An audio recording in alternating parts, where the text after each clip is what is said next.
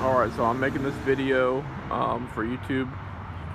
Hopefully it's a little informative if you're having an issue with low headroom on a garage door. Just want to encourage you, it can be done.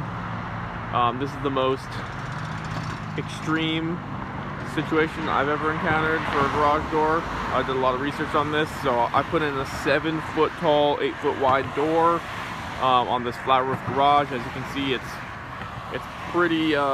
pretty low.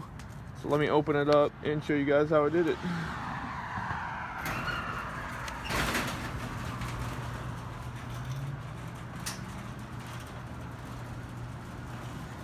Opens up pretty smooth. Alright, so as you can see, here's my rafters. It's a little bit hard to see there, but my rafters are, I'm trying to remember what the height of them are. I brought out my tape measure. So my rafter height from the ground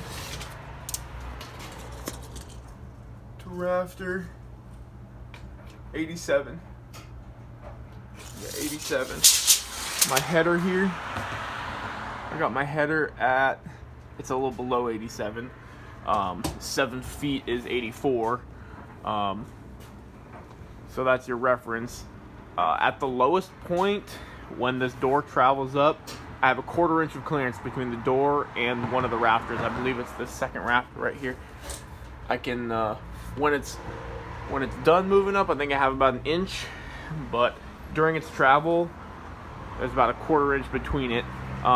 So you may be asking, how did I do this? How did I get a rail up there to open my garage door? So here's the setup.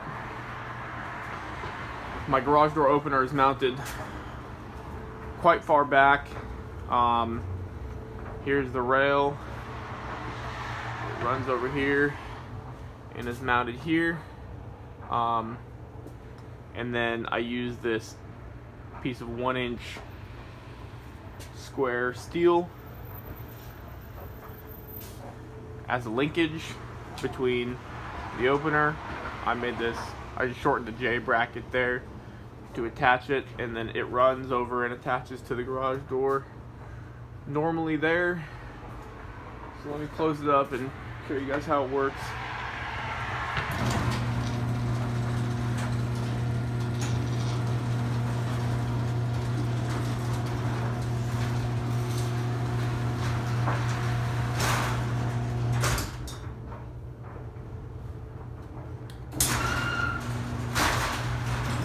It's a rear torsion setup.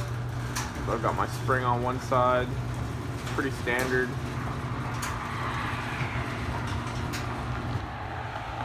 So basically, since I have no headroom here, I couldn't mount the rail above it, so I had to come up with a moving linkage.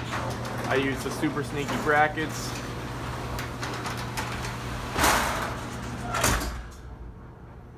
And that's about it. You can see the clearance between the rafters and the top of the door. I have probably this space right here. I have about maybe 2.5 inches there. About 2.5 inches. Well, whatever. I guess it would be 3 inches. 84 or 87 minus 84 is that. But I used, fairly. It's probably about a 1/16 inch thick steel, and then just through bolted it right to the thick steel brackets. There's no issues here. Rear torsion bar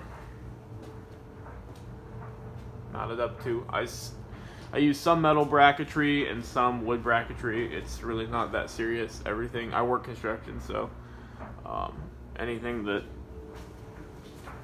everything's secured well. Nothing's gonna fall. It's all secured to studs and all that. But anyway, you can see the clearance between my rail and the rafters. Pretty minimal. I can fit my hand in there, but that's about it.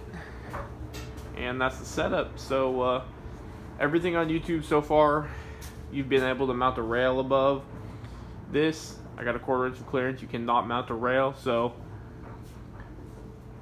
The garage door place said I couldn't do it. Everyone said I couldn't do it, but actually my grandfather came up with this idea, and I think it's pretty genius. Hope it helps someone.